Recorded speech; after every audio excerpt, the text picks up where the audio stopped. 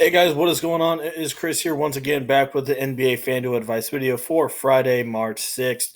Hopefully, you guys all did good on a Thursday. It wasn't too bad for us. I told everybody to bet, just light, just because I personally didn't think it was going to be the greatest night, just because I knew we weren't going to have any word on those Toronto guys, but overall, it wasn't too bad for us. So for the most part, the screenshots, a lot of people really didn't bet much. So but still, it wasn't too bad. That is now 4 out of our last 5 days for our FanDuel lineup advice and lineups. Definitely would love to have you guys come join us to get in. Check out our Twitter in the comment section below. Just message us, say, hey, I want to get in on some NBA FanDuel lineup advice, and we'll get you all set up on that. Also, as normal, we are doing our draft dashboard. Like I said, that is where I do my own personal player pool. So if you guys want my own personal player pool to help you guys make your own lineups, definitely hit that link in the comment section below.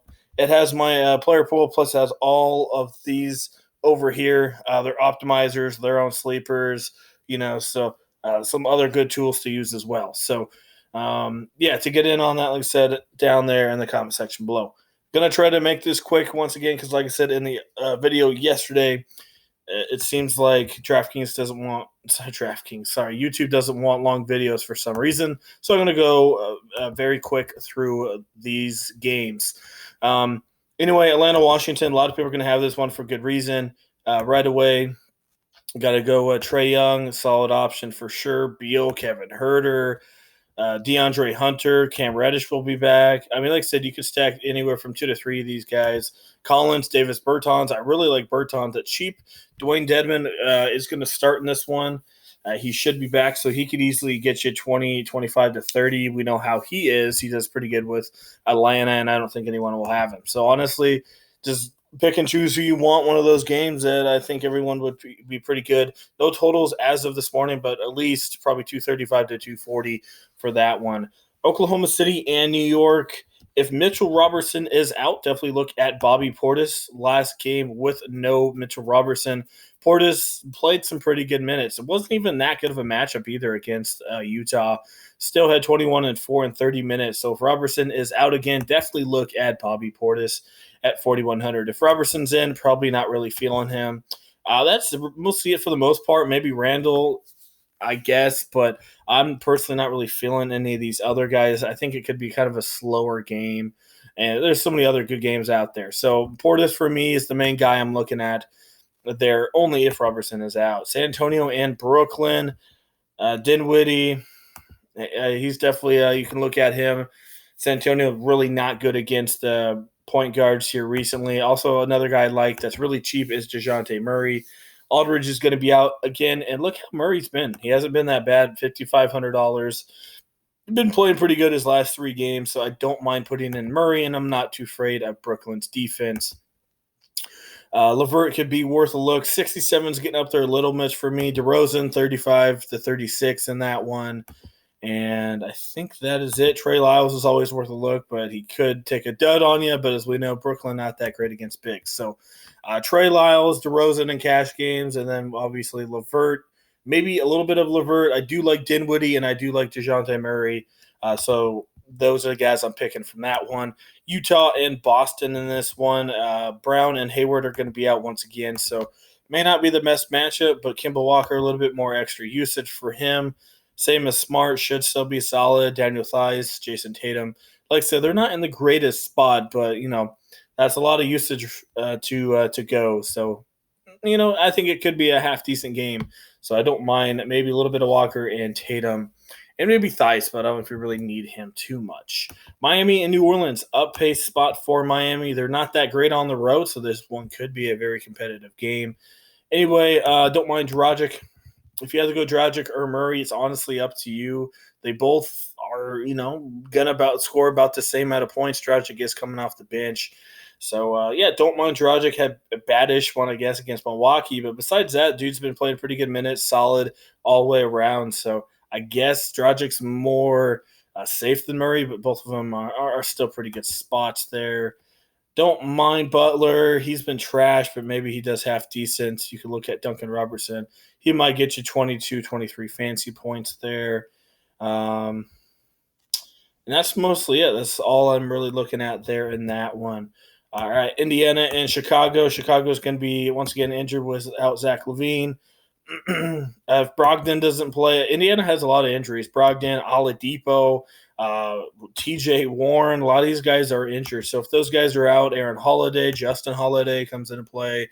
Sabonis, obviously Turner comes into play. So don't mind Sabonis and Turner as my two top plays. Depending on what's going on with all those other injuries on that Chicago side, not really feeling it. Should be a blowout. So that's kind of what we're looking at in that one. Orlando and Minnesota. Fournier is doubtful, so Ross could get a little bit more ownership. I don't mind him. Aaron Gordon, I think he gets you about 35 to 40. Minnesota is really bad, as we all know, so I don't mind him. And another guy, solid option, 8,400, is Nikola Vujovic here against Minnesota. They don't really have too many bigs to really take him on, and he's been pretty solid besides San Antonio. So Vujovic really not in a bad spot at $8,400, and like I said, Gordon as well.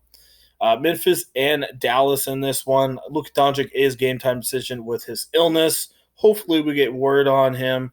If he's out, it's the same guy, Seth Curry, Porzingis, guys like that.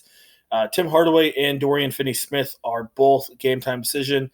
I think Finney-Smith, if he's out, I think that helps out Maxi Kleber a lot more than if Tim Hardaway is out. This guy's been pretty good his last two games. And as you saw with Finney-Smith exiting there early, he had 39 minutes. Doesn't really score a lot, but he's an all-around player. So if he's out, I don't mind Maxi. Besides this game against Minnesota, he's been playing pretty good ball. So definitely look at him. As I mentioned, Porzingis for sure.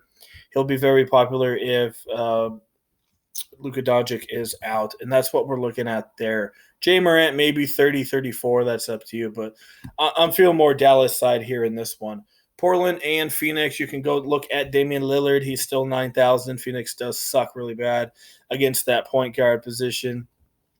He did okay, had 40. I think his minutes will get up to about 34, 35 here. Don't mind it. Ricky Rubio, another solid option. He's been pretty good. Had one bad game recently, but this should be a faster paced game here. Should get you around 35 to 40. Don't mind Rubio. At only 7,000. Booker is solid. I'd rather have Booker than McCollum. Let me see what else we got going on. Ayton is doubtful for this one, so Baines might start. Dario's going to get a little bit more run as well. And don't mind Hassan Whiteside either. So, yeah, if Baines starts, I think he's worth a look. They haven't really played him much, but if he starts, he's definitely one of those guys that can get you 23, 24 fantasy points. Last game is Milwaukee and Lakers. On paper, two really good defenses, but I think this one should be a good one. I really do. Usually don't want to be targeting games like this, but this could be a potential finals matchup right here. So I think these guys go hard. LeBron, Giannis, Davis, these guys are going to show up. And usually, like I said, don't really want to pick them, but I think this should be a good one. I don't mind Davis. Giannis should just straight kill for the most part. Like I said, LeBron should show up. Those are the three main guys you're looking at. Bledsoe, Middleton, don't mind them either. So I think this game could play a little bit faster than it usually does with the Lakers. All right, moving on here. Let's go look at some picks that I'm looking at. Luka Doncic, not too bad. Even if he plays, I might fade him. I really like Trae Young. I think he's in a very good spot, as I mentioned earlier, and I think his ownership should be relatively high. Moving on here, going down the list, I don't mind a lot of these guys. Like I said, I'll probably go down here, so I'm going to go Dragic. Like I said, Murray is definitely in a very good spot. If you want to go spend up a little more, like I said, Rubio is a solid option as well. It's going to be hard to get Bradley Beal in there, but I really want to stack that game. Another guy I don't mind that's been doing pretty good is Mr. Kevin Huerter. Like I said, there's two ways to do this. You can stack this early game here, or you might have to get rid of Beal and then maybe put in Giannis over there because you can't get all three of those guys in there. Because I think you want at least a little bit of exposure to that late game. So if you don't want to go Young or Beal, you're going to have to change it up a little bit to get Giannis in there at 11-1 or any of those two other guys, LeBron and Davis. But that's just the way I think you're going to go in cash games. And then over here, not much going on. You got Hunter, as I mentioned. You can definitely put him in there. And then at power forward, Porzingis, if Doncic is not in. Davis, solid option as well. Collins if you want to stack that Washington game. And then, as I mentioned, got Maxi Kleba as well. Center position, as I said, if Robertson is out, definitely don't mind taking a punt with Portis. Vukovic, probably my favorite upper range, I guess, guy. They're at that center position. And then don't mind Turner or Sabonis, depending on what's going on with all that Indiana news. And that is mostly it. So a lot quicker video than normal. Like I said, I'm just trying to keep it under so YouTube doesn't get mad for some reason for a long video. So that is it. That is it as normal. If you guys want my draft dashboard, player pool, link is in the description below. Then you guys can fill your guys' own lineups with my own personal player pool. And also, we won once again. We are now 4 out of 5 for FanDuel. If you guys want to get in on FanDuel lineup advice, lineups, definitely would recommend hitting us up. We have been on a pretty good run. So that is it. Like I said, if you guys can share the video and stuff like that, tell people about it, about the new channel, I definitely do appreciate it quite a bit. And also hit that like button. I would like that as well. All right, guys, we'll talk to you guys here